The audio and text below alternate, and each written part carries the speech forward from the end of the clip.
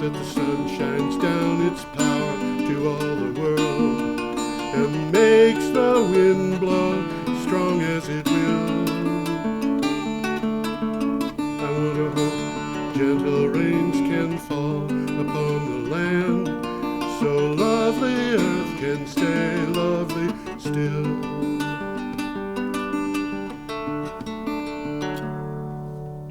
Hello, everybody.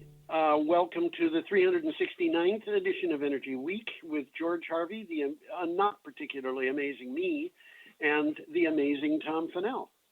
In the This is 4:30, isn't it? It's 4:30. That's correct. And we're talking today about Thursday, April 23rd, which is a week ago. That's correct. Amazing how that works.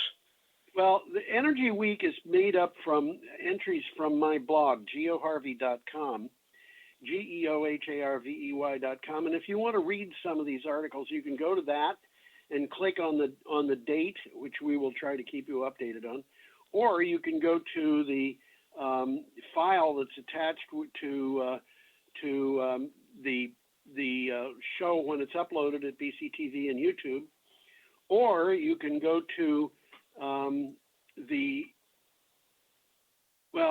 I guess the link to that is up on BCTV and YouTube. So look for the links there, and you'll be able to find basically the script for the show. Well, some of them are well worth looking at, and every once in a while, there's a must-see. Yeah, there is. And I want to start off today by mentioning that today, which means we will not be talking about it today, we're going to be talking about things that lead to it. But today, there was a load of articles in the news that basically carry a single message, which is that the fossil fuels industry, the utilities that are heavily dependent on the fossil fuels industry, and the automotive industry are all in steep decline. There is a consensus among some of the analysts that the fossil fuels industry might never recover from that. And on top of everything else, and this is the big surprise, the people who are utilities with heavy investment in renewable energy and car companies like Tesla have actually seen increases in their profits in the first 3 months of this year. Well, we'll be sort of touching base on that today on a couple of items. Yeah, but we're going to be getting into it big time next week. So it's very newsworthy. Yeah, it is. Okay, our first item here starts with a picture of a battery project, and it's at a wind farm. At a wind farm, that's right. And this is from Green Tech Media. Did you have anything else to say leading into this? Not really. We're just about to talk about the item, the article. Well, let's do it. Next, I'll give you a clue. Next Era Energy looks to spend $1 billion on energy storage in 2021. That's $1 billion by one company in 1 year. Renewable developer Next Era reported its financial results in the first quarter, saying its renewable development unit had been unaffected by the COVID-19 pandemic. It has plans for massive investments in the near future, including spending $1 billion on battery projects. Well, from the article, it says no company has ever spent $1 billion on battery projects in a single year. But batteries are now more economic than gas-fired peakers, and they have been for a while. Yes, they have been. It's like, I don't know, it reminds me of all those, movies like The Revenge. This is the Revenge of the Batteries. Or The Revenge of the Renewables or something. Well, batteries are not a bad idea at all. I mean, distributed batteries is going to change the nature of the grid. Yeah, it is indeed. It's going to change. The batteries and renewable energy are going to change everything. But people who talk about energy very often don't realize, they say we need baseload power. They don't realize that baseload power needs to be backed up. And I forget that. Yeah, and the backup is going to be load-following plants, which are generally speaking powered by gas, and gas peaker plants. And the cost of energy from these gas peaker plants is just outrageous. It's enormous, yeah. It's like 20 25 cents, 27 cents per kilowatt hour. That's cheap. They're 2 or 3 times that sometimes. Yeah, and then what happens is you come in with these batteries, and they're providing power for like 2 cents per kilowatt hour. This is a game that the tables have been turned. And as we've spoken, there's progress made in batteries. Oh yeah. Oh yeah. Batteries are hot. Batteries are hot. That's right. Yep. Let's move along here. We got a wonderful picture of a pump jack. Isn't this great that we can talk about wonderful pictures of pump jacks? That is what's called also. Pump jack is probably the biggest thing that we put on our pictures. Probably more pump jacks than anything else. Either that or wind turbines, but pump jacks, yeah. They're also called nodding donkeys. Yeah, something like that. We have an item here from Inside Climate News. That we do. Super polluting methane emissions are twice federal estimates in the Permian Basin. And I'll just mention quickly what the Permian Basin is. It's West Texas, East New Mexico. Okay. It's just a geographic part of the U.S. Right. Methane emissions from the Permian Basin, one of the largest oil-producing regions in the world, are more than 2 times higher than federal estimates, according to a study recently published in the journal Science Advances. Well, there's a little takeaway here. A byproduct of fracking for oil, methane is often emitted into the atmosphere instead of being captured for use as fuel, which is kind of foolish, really. It is approximately 84 times more potent as a greenhouse gas than carbon dioxide. Yeah, I should mention, by the way, that you hear a bunch of different figures on how much more powerful it is. Oh, yeah, and how long it lasts and all of that, but it's still worse. Yeah, I've seen figures as low as 20 times, and I've seen figures as high as 100 times, and it's basically dependent on how long you're going to let the thing go before you actually do a measurement of it. Yeah, exactly. No. Well, in any case, the gas vented from the Permian makes nearly the same contribution to global warming as carbon dioxide emissions from all U.S. residences. That's the salient point. That's Bingo. the point. Yep. Yeah. Well, let's move on to the next one here. Okay, this comes from The Hill. It does that, yes. We have a picture here of a young man changing the price at a gas station. Which is happening frequently these days. It is. So how the coronavirus has impacted the oil industry, which we were ready to mention, and the future of the climate crisis. I want to mention here that Tom and I are talking on this show, each of us from his own digs at home, and that's because of the coronavirus. We're not going out much. Okay, and this says on Monday, which was, I don't even know what Monday was. What was the date? It was the 20th of April. Yep. On Monday, oil prices fell as low as minus $40 and eventually settled at minus $37.63 per barrel. Scared investors and negative oil prices leave the future of the industry on shaky ground. They may poise renewable energy options for a greener future. This again points to that what I was talking about before, that the oil industry is getting into trouble. Absolutely.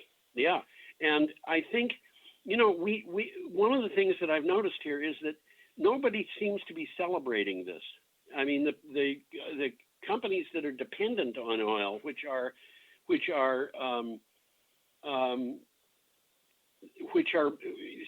in some cases getting it practically for free, or for even hate to take it. Yeah, they are not celebrating, and the reason is because it just shows you how completely out of whack everything is. Well, right now there's so much oil, and we'll touch base on this. They don't know where to put it. They don't know where to put it, and we don't have a reason to burn it right now either. So no, we don't. We've got a surplus. The demand has dropped precipitously. I think it's off by about a third. I don't have a figure at hand. I think that's a pretty good guess. Yeah. Okay. Well, however, some experts believe that rock bottom prices and a massive halting in renewable energy installations will slow the much needed transition to green energy. Well, other experts. Unanticipated side effect. Yeah. Other experts are saying exactly the opposite. We really don't know where this is going to go. And, Tom and I, for anybody who's listening, Tom and I have talked about what we expect for the future and a lot of things for a long time. And I don't know about you, Tom, but I don't have a really good handle on this yet. I don't think anybody does. Yeah. I mean, we're all in unexplored territory here. We are definitely that, in unexplored territory. Should we move on? Yeah, this is a good one right now. Okay. 84 gigawatts. Remember, gigawatts is megawatts. U.S. Renewables plus storage pipeline has developers anxious for market integration rules. Yeah, this is from Utility Dive, and by the way, we have advanced to Friday, April 24th. Counting projects of 1 megawatt or more, 4.6 gigawatts of operating U.S. renewable projects are co-located with batteries. That's a good move. Huh? That's a good move. Is the immediate development pipeline has 14.7 gigawatts more, so it's about 3.5 times as big as what's already there. And absolutely, that is another 69 gigawatts. And developers really want to know what the rules are for this. It's a little bit confusing because batteries are both a source and a load. Yes, that's right. And there's confusion there. Yeah. There's different rules applying to sources and loads. Right. And if you look at, for example, the Federal Energy Regulatory Commission's material that they put out every month. They're confusing too. It's confusing there because they talk about how much electricity is generated from batteries, and it always comes up negative. And the reason is because they store energy, and then they lose a little bit in lost efficiency, and then they deliver it back to the grid. So the figure that's there is explicable in terms of how they got it, but it really doesn't give you a very good idea of what the benefits and costs of this are. Well, let me give you a quick sentence here that I got from the source here. Renewable hybrids' ability to provide low-cost dispatchable energy make them extremely desirable. Yeah. Developers face obstacles relating to the rules for participation in wholesale markets. This is what I just said. Batteries are load when being charged and generation when it is discharging. Yes, that's right. And interestingly enough, there are times when the cost of electricity becomes negative, and that's been going on for years. And when that happens, the person who has the battery can actually, if he's tapping in at the wholesale level, can actually make money charging the battery. That's interesting. Well, let's move on to the next one here. Okay.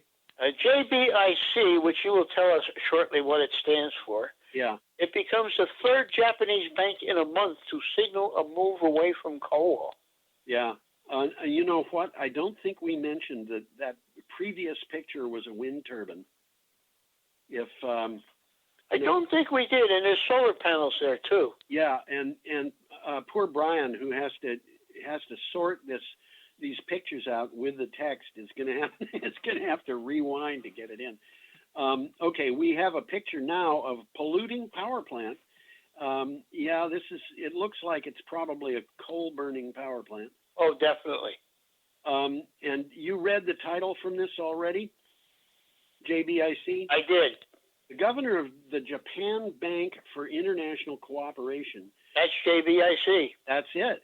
Said the bank will no longer accept loan applications for new coal power projects. Oh, that's prudent. The statement comes as more Asian firms ditch coal with a capital flight from fossil fuels accelerating. This is from Echo Business. Oh, look at that and say, hey, look, we're not going to make any money. We're going to stop lending to these guys. Every time they lend money, they lose. They go bankrupt. They're assuming a liability if that company goes bankrupt. And it's more and more like coal is not a good way to do things. And if you put money into a coal-burning plant that is being built today, I don't think you're necessarily going to make that money back ever. I think you're right. You know, we saw, I don't even remember how many years ago it was, but several years ago, we saw a coal-burning power plant, I think in Belgium, close down when it was only 18 months old because it couldn't make money. Yeah, we talked about that. Yeah.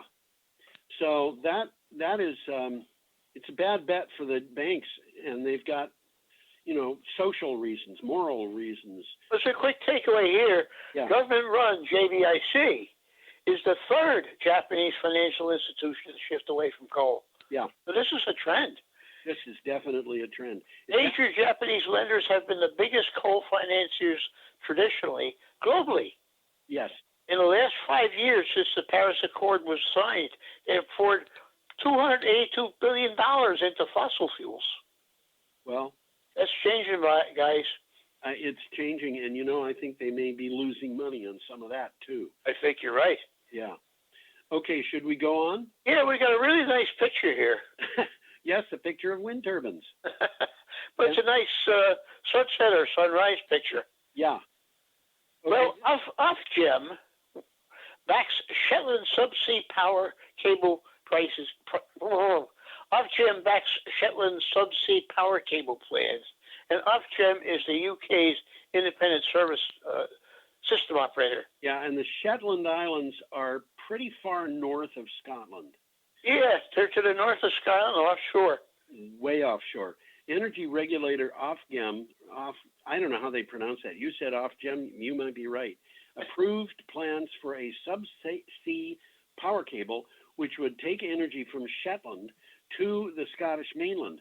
That's 160 miles. 160 miles. The Scottish and Southern Electricity Networks plan for a 600 megawatt transmission link to export renewable electricity from Shetland to the rest of Britain.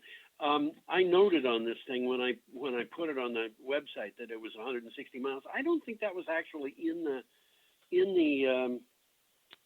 No, I got that from your note. Yeah, I know. It's for GHH, and I got it from you. I think that's me. Well, what's happening here is a new wind farm project on Shetland is going to be operational by 2024, and it's going to generate far more electricity than Shetland can use. Yeah. So they're going to bring it back to the mainland. And now this is a very important thing to listen to and memorize. Kirgord in Shetland to North Head on the Scottish mainland near Wick in Caithness. There will be tests on that. I will definitely memorize that, Tom.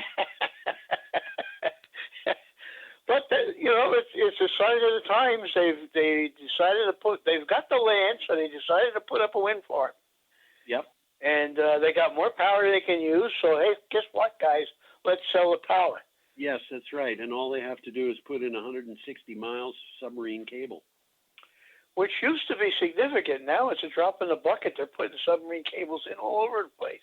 All over. I mean, we're talking about submarine cables going from Iceland to Scotland and from the Northern Territories of Australia to Singapore. Yeah. They're getting serious about this. This is a thing that's going to go for thousands of miles in some. There's a whole bunch of them going on off of the coast of Denmark. Yes, a huge amount of that stuff. Although it's not generally as long as the others. Oh, it's a kind of a network. Yeah, that's a good way of putting it. Okay, should we move on, Tom? Yeah, we got a nice picture of U.S. aquifers coming up. An interesting picture. Take a look at it. Take a little while to look at it. Yeah, you know, one of the things that struck me about, I should mention, we're at Saturday, April 25th. One of the things that struck me about this was my eyes just go to the part of this map that centers in Michigan, in the lower peninsula of Michigan. Okay. And the reason is because there's a kind of a circular area, which is... I saw that. It looks like a hurricane.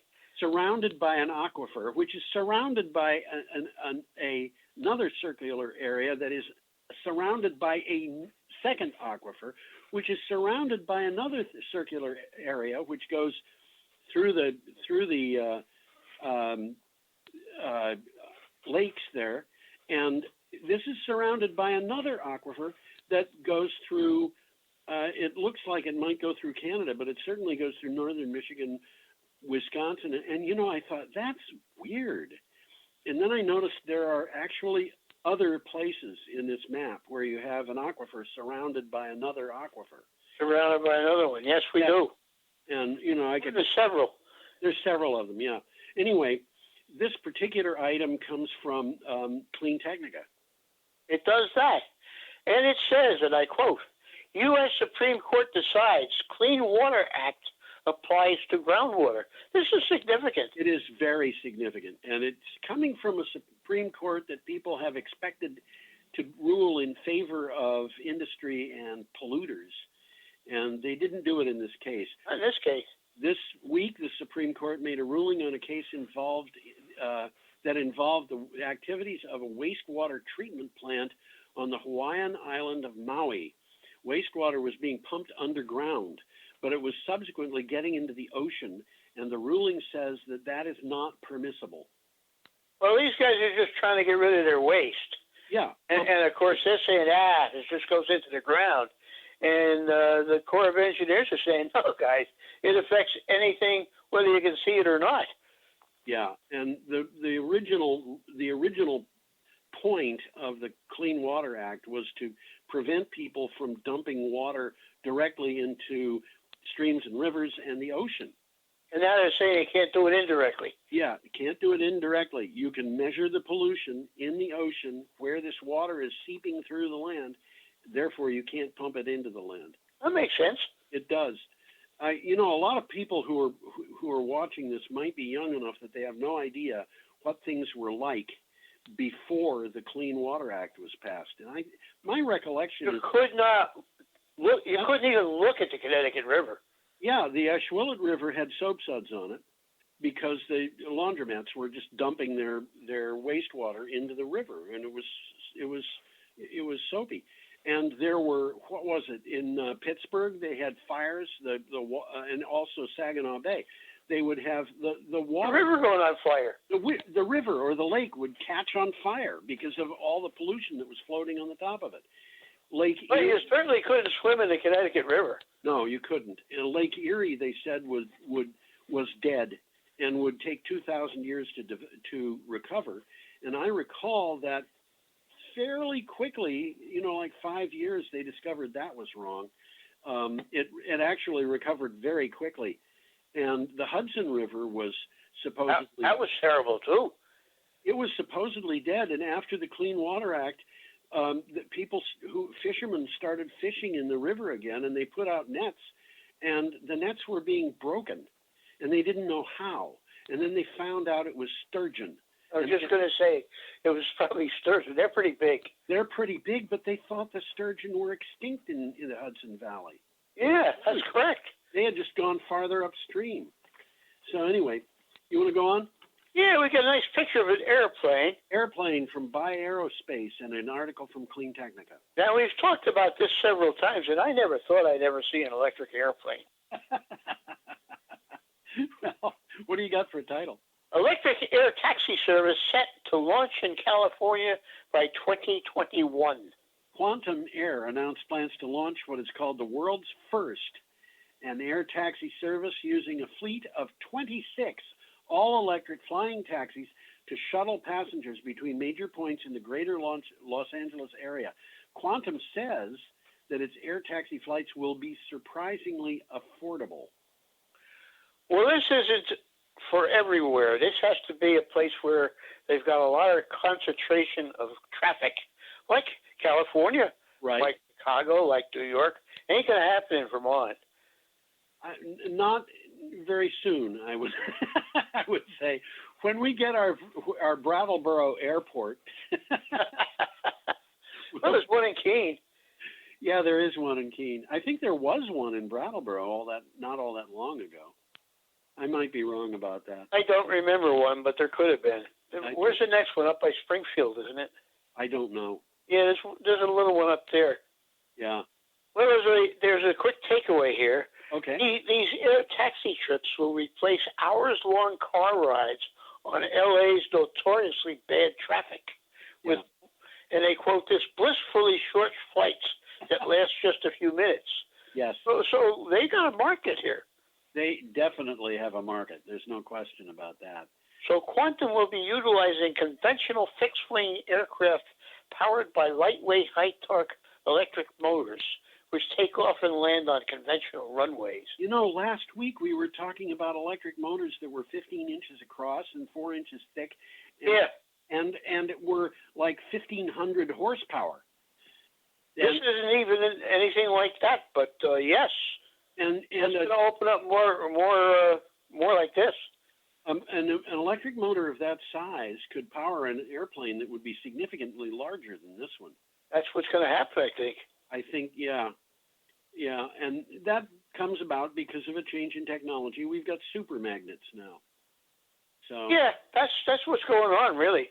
It's a technological change. It's changes that are happening in areas of technology that I never imagined would change. And who gave a darn about electric motors? You know? Huh? Who gave a darn about electric motors? They were the same in 1970 as they were in 1870. Yeah, and you know, I think about DC motors that I worked with that were pretty obsolete. Working with them, that were like, you wouldn't want to hold one of these things in your lap because they were heavy, but they were only half horse. And I think a motor of the same weight would be this 1,500 or 1,300 horsepower motor. It's a different world we're in. Well, a friend of mine had a Volkswagen Squareback, and he put an electric motor in. It was an easy job, but he put in a 5 horsepower DC electric motor, which was half the size of a garbage can. Yeah. And today, you could mount a motor in there that would make it a rather funny-looking dragster. I was just going to say 0 to 60 in 3 seconds. Yeah, I bet you could do better than that with a VW Bug in one of these motors. I bet you could. Okay, should we move along here? We got a picture of some tomatoes. Yes. Why do we have a picture of tomatoes? This is also from Clean Technica. We must fix our food system to withstand disasters. Well, that's absolutely correct. I guess that's true. Just as this pandemic has shown light on the fragility of our medical system, it's also shown that the U.S. food system is broken. Our food supply comes largely from mega corporations across the globe. Disruptions are widely felt and impossible to plan in advance. You know, you go down to the co-op in the middle of the winter. Unlike many stores, they tell you where this stuff comes from. So yeah, they do. If you buy tomatoes, you can learn that they have come from Florida by air, but they will have come by air from Chile. Yeah. You know? Sure. They're not going to come from Vermont in the wintertime, that's for sure. Well, unless they come from a hothouse. Well, there is technology where they're building vertical farms. Yeah, I guess there is. And that's going to help a lot, not around here, but in the big cities. Well, I think it'll help around here, to tell you the truth. And one of the things that's really interesting about those vertical farms is that they are put into buildings that would really not have much other use. No, that's correct. You can put them into old warehouses and things like that. That's what's going on. Yeah. Well, we got a quick takeaway here. The concentration and consolidation of food production is unsustainable. Yes. Workers are exploited along the chain, from small farmers to field and factory workers to food service workers. Yes. And that's true. Yes. Consumers are confronted by costs of housing and health care competing with food, and the cost of managing the food they bring home. We need a new model, a more sustainable system with better stewardship of our food resources. That's a very true statement. I think it is, yes. And one of the problems that we've got here is this mega corporations thing.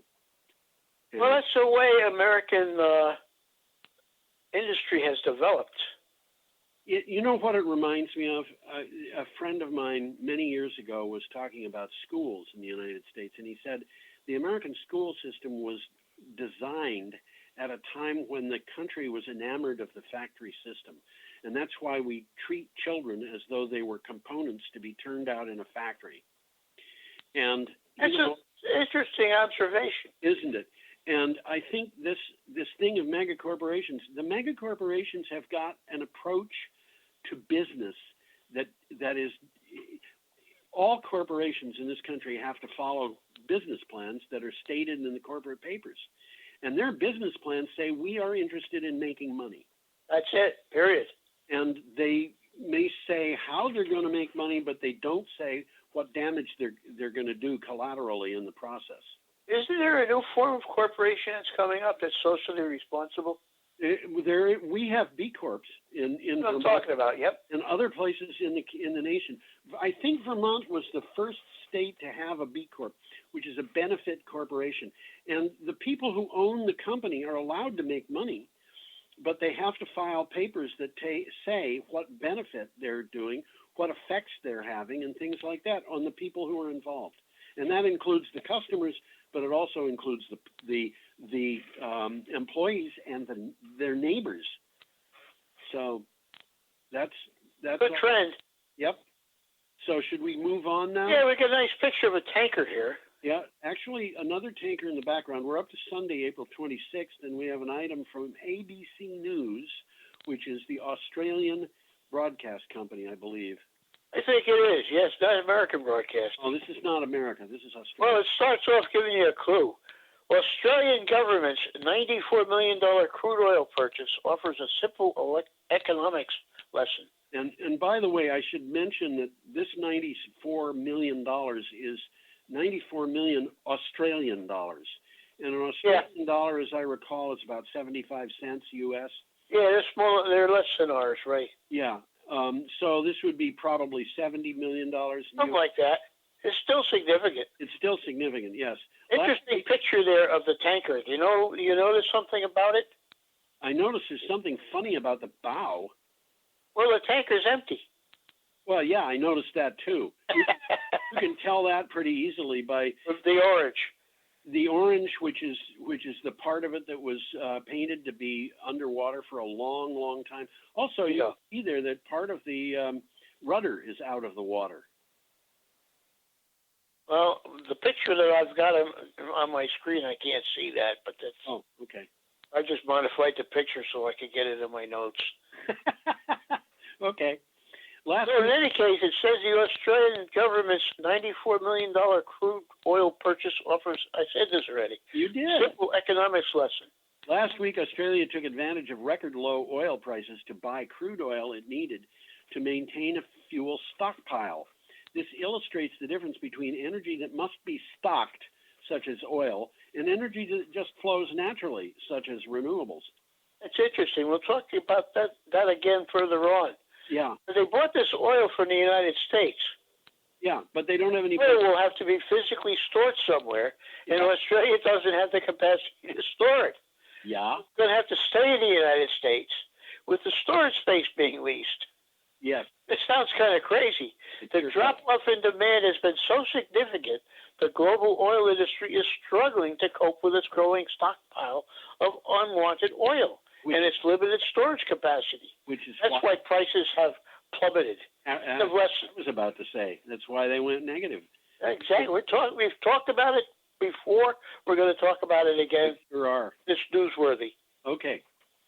We got an interesting one here. We got a picture coming up, and I'd advise you got a chance to take a look at that picture. Examine it because it's interesting.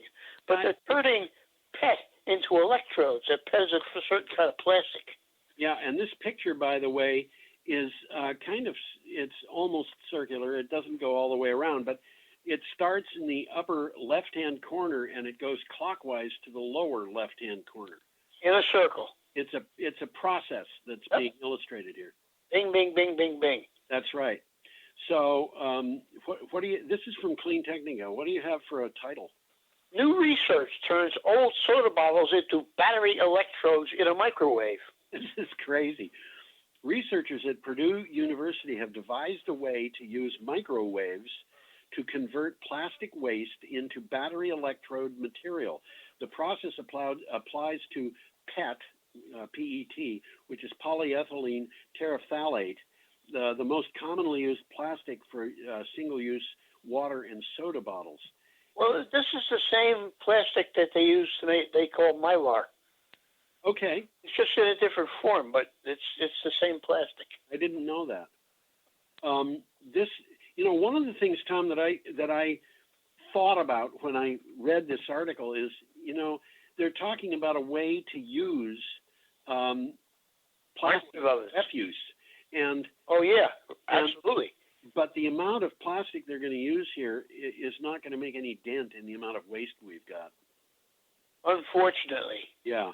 It's a step in the right direction, but it doesn't solve the problem.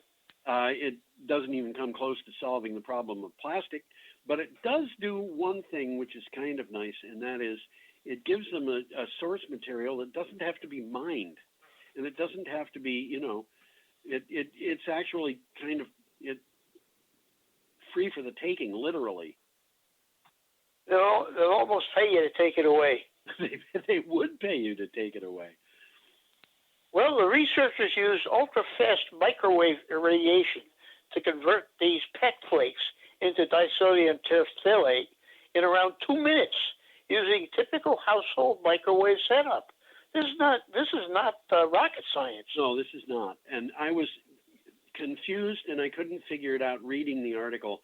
They talked about it being super fast, and they also talked about it happening in a typical microwave setup, and I'm not sure what that combination tells us.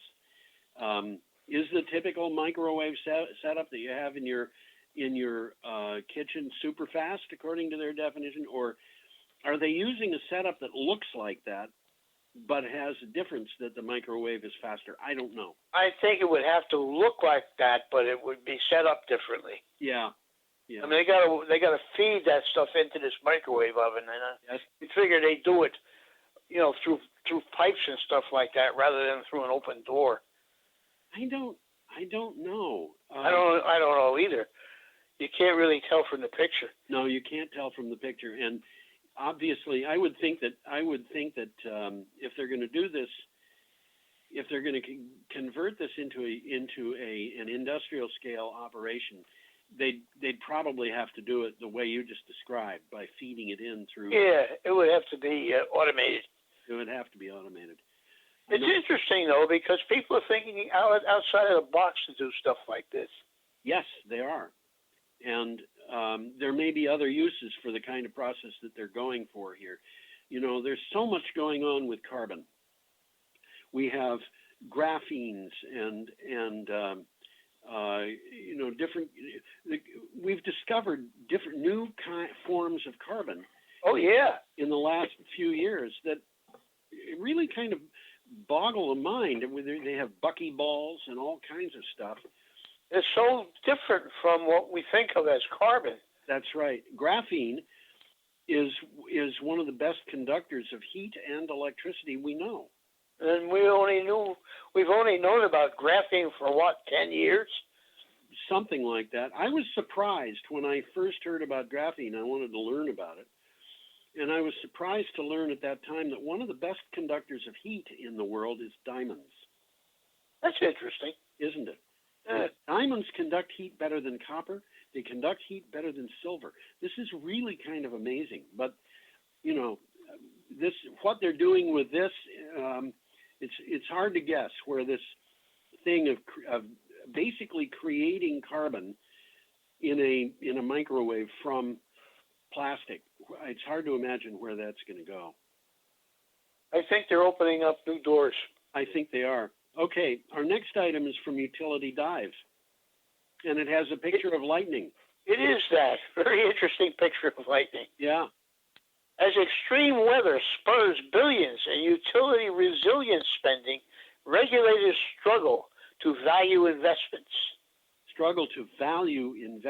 The National Renewable Energy Laboratory tried to evaluate approaches to resilience to guide utility investing and found there were too many factors to quantify easily, and this moves regulators back to human judgment. And this is a problem because regulators don't like it when you tell them they have to think. Well, this is a long, meaty article, and I'll mention quickly just to clarify, because I needed clarification. Yeah. Resilience is mentioned more and more in utilities' grid modernization proposals, but it often gets conflated with reliability. Yes. And they explain the difference. Resilience means the ability to prepare for and adapt to changing conditions and withstand and recover from disruptions.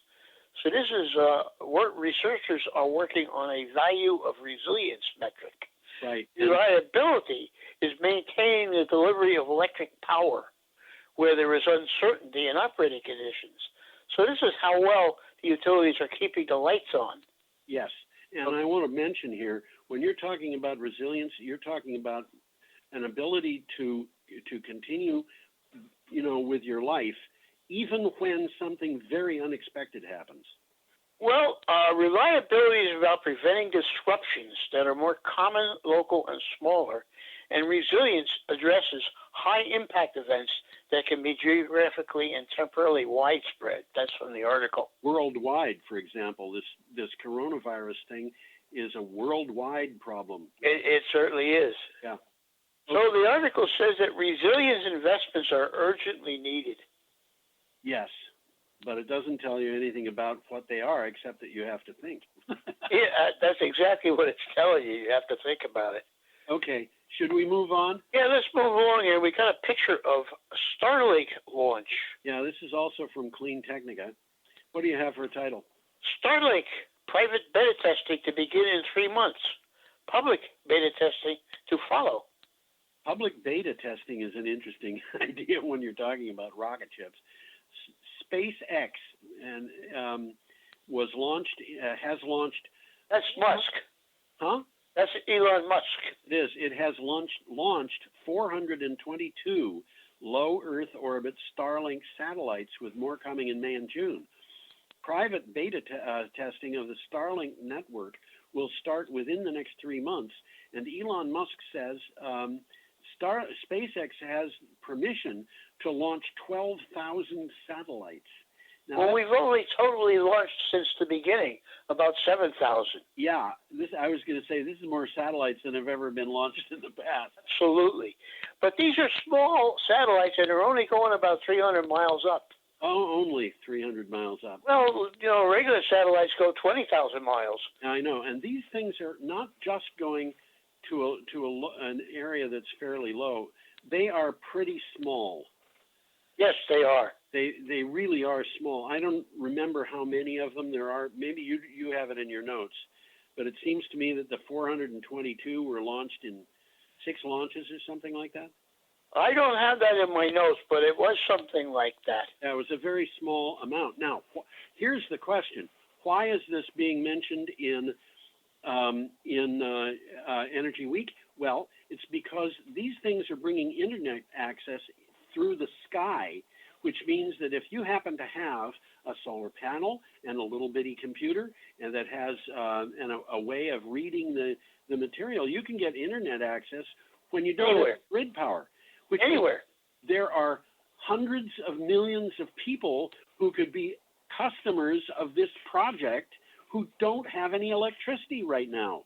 Absolutely.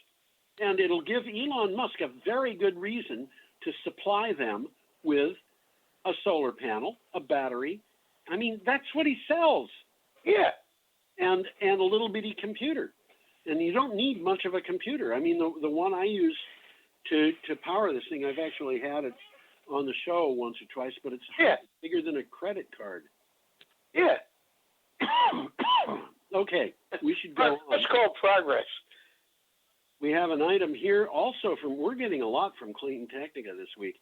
Have an item from Clean Technica and another picture of tankers. Amazing.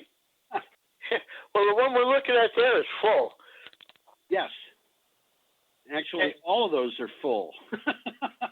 Well, yeah, but there's one that stands out. The other ones, well, there's a lot of tankers in that picture. There's a lot of tankers in that picture. I looked at the video that it came from. There's many tankers out there. Well, the article says there's 35 or more tankers. Yeah. Well, oil tankers lurk off the coast of California. Yeah. The U.S. Coast Guard is monitoring the, quote, increased presence, end quote, of oil tankers that are hanging out in the seas near the ports of Los Angeles and Long Beach.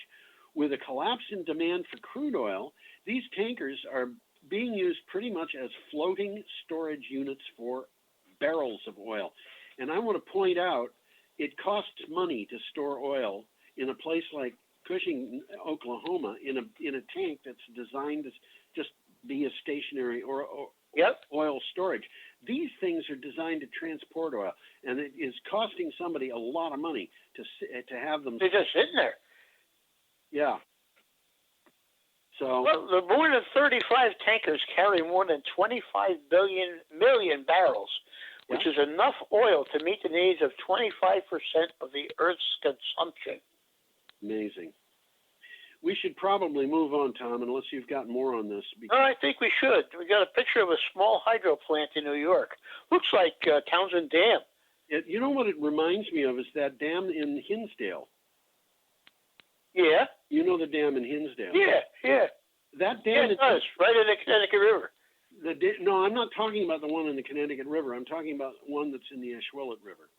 Okay. Yeah. I know that one. It does. Right. If you drive into the middle of Hinsdale and you kind of turn right at the post office, there's a dam there on the left. There it is.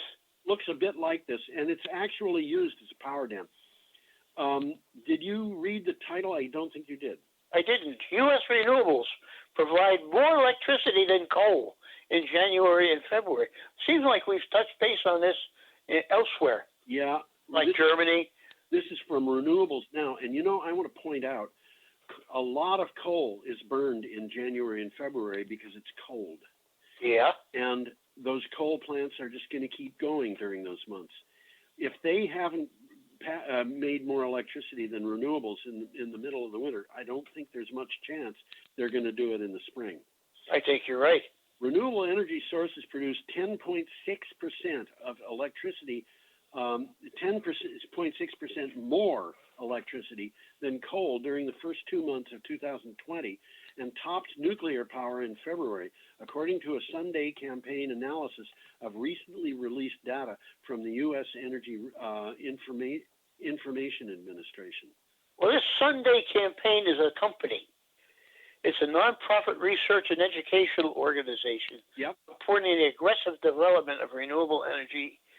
And I got renewable energy and energy.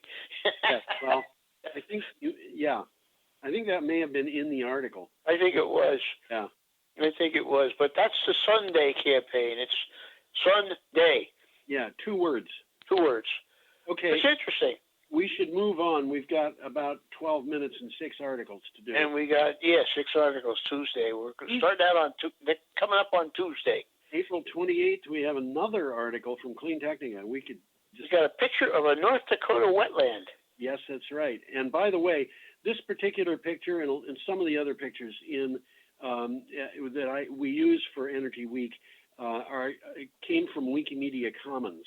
If don't come from Wikimedia Commons, they're almost always pictures that just were with the article when it was published. Okay. So this is the EPA's dirty water. A new rule discards science and ignores the importance of wetlands and tributaries. Didn't we just mention this? Yeah, we did. In the latest act of abdication, the EPA published its Navigable Waters Protection Rule in the Federal Register on April 21st. The EPA's own Science Advisory Board said its formulation did not incorporate the, quote, best available science, end quote, which tells you something. The administration is just ignoring the facts. They don't want to know the facts, I don't think. Well, it's propaganda, really. Yes. They're just trying to protect the oil industry. It's hard for me. If the Supreme Court is going to tell a waste treatment plant on Maui that it's not allowed to pump water underground, I can't imagine that it's going to let this rule stay. I think you're right. Well, let's get a takeaway from here. Yeah. Water flows on many more surface and subsurface paths than just rivers and other obvious waterways. Yes. These pathways, in turn, connect wetlands and tributaries with large lakes and rivers. Trump is saying that if you can't see the connection between the bodies of water, it does not exist. Which is exactly what the Supreme Court just ruled against. On that basis, the administration has removed environmental protections from half of the nation's wetlands and a fifth of the streams and tributary headwaters. That makes them available for unregulated pollution. It isn't going to stay. Yeah.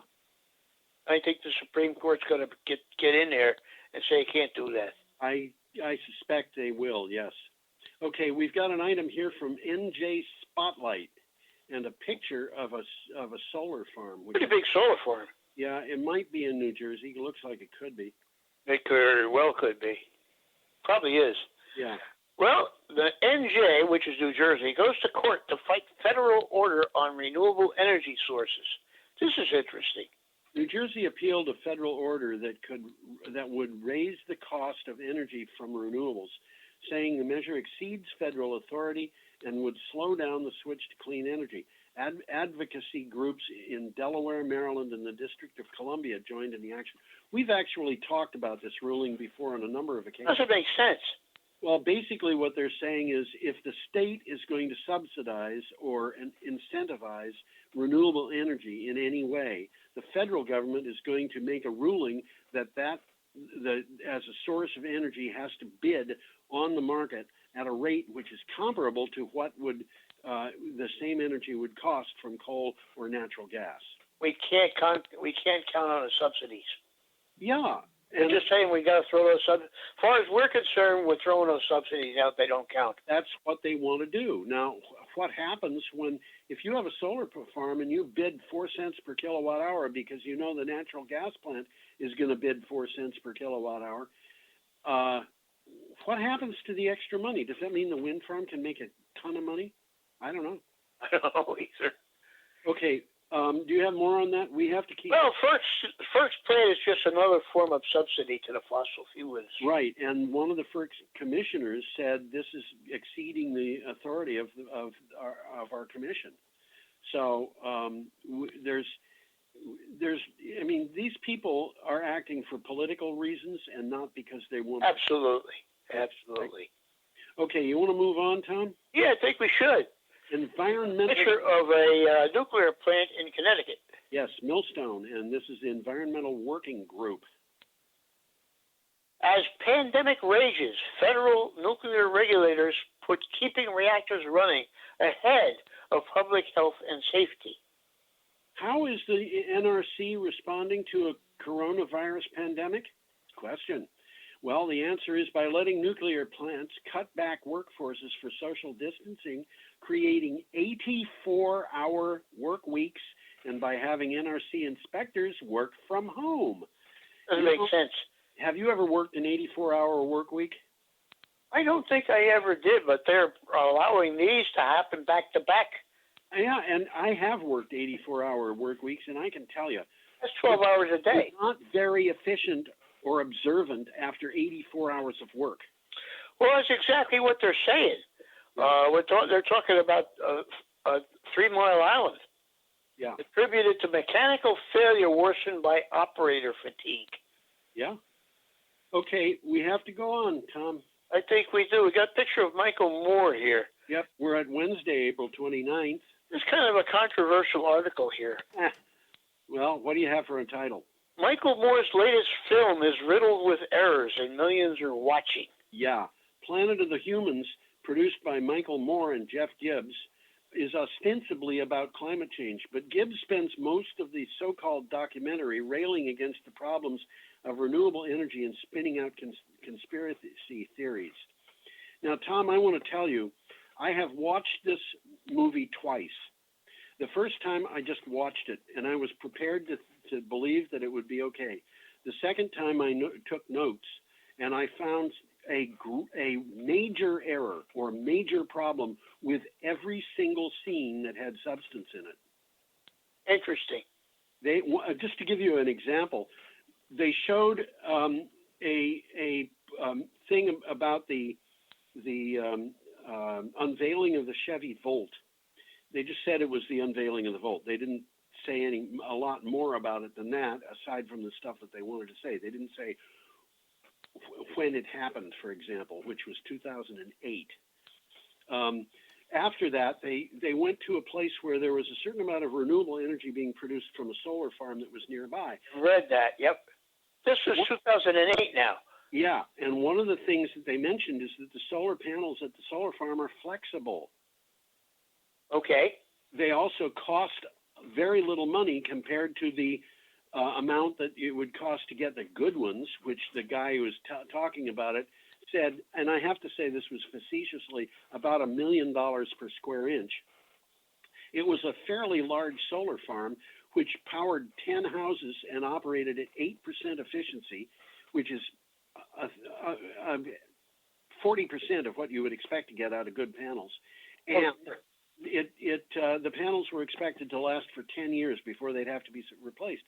They didn't tell you in the film that this is old technology, that you don't buy this stuff on the market when you have solar panels installed at your house, and it really is not just obsolete but irrelevant. Well, this guy had an axe to grind. Yeah. It wasn't Michael Moore that wrote this. It was his buddy there, Gibbs. Michael Moore didn't even write this article. Jeff Gibbs did. But in any case, Gibbs seems to have had a axe to grind. He had an axe to grind. Yeah. This is worth watching, but worth watching with a critical eye. I will repeat, every single substantive scene had a major problem. And the major problems ran the gamut of what you do when you want to put something down. And it includes character assassination. It included obsolete information. It included interviews that were several years old at least. Yeah, like I say, the guy had an agenda. He had an agenda. Okay, our next item, next to the last, is from This is a nice picture. Power Technology. I thought about you saying this is a nice picture the moment I saw it. It's Tulips and Turbines. That's what it is. What do you got for a title? 5 renewable startups getting funding despite coronavirus. Despite slowdowns in renewable energy production caused by the COVID-19 pandemic, people are still investing in renewable energy projects, in particular startups. Power Technology took a look at 5 projects. This is possibly worth looking at. Well, there's a list and a description of these projects in the article. I don't think we have time to really go into them because we don't. We got one more thing to go, and we're running out of time. This last one, MacArthur Wind Farm is the picture, and it is taken from Renew Economy. Well, that's in Australia. It's 420 megawatts, and it's the largest wind farm in the southern hemisphere. Yeah. What do you have for a title? Recipe for cheaper electricity? Try 90% renewables by 2040. A report from energy market analysts Reputex finds that faster shift to a power market dominated by renewable energy and a more aggressive action on climate change, the greater the downward pressure on wholesale electricity prices in the future. Well, that makes sense. It does. Okay, we have come, I think, to the end of our hour. I think we may have a few seconds if you have a takeaway on that. Well, they talked about this being inexplicable, and it's an ideological war to preserve the monopolies against renewable energy. Yes. And it's been a threat of runaway electricity prices, edging out Australia's coal plants too quickly. This is what it says, edging out Australia's coal plants too quickly and with too much cheap wind and power would drive up the price of electricity and make the whole system far less affordable. Nonsense. Yeah. Exact opposite is true. It's the exact opposite. And that's the message that the people who own those plants and operate those plants want you to believe. Exactly. Okay. But, they don't even mention the effect of electric cars, and they're coming. Yeah, I guess they are.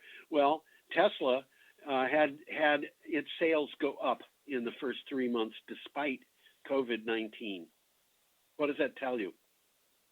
It tells you that electric cars are coming. Yeah, it sure does. Okay, I guess we're at the end of our. We're finished. We're at the end of our show, so I'm going to invite everybody to come back next time. Sounds like a plan. Okay, thank you, Tom. Adios. Have a nice week. You too.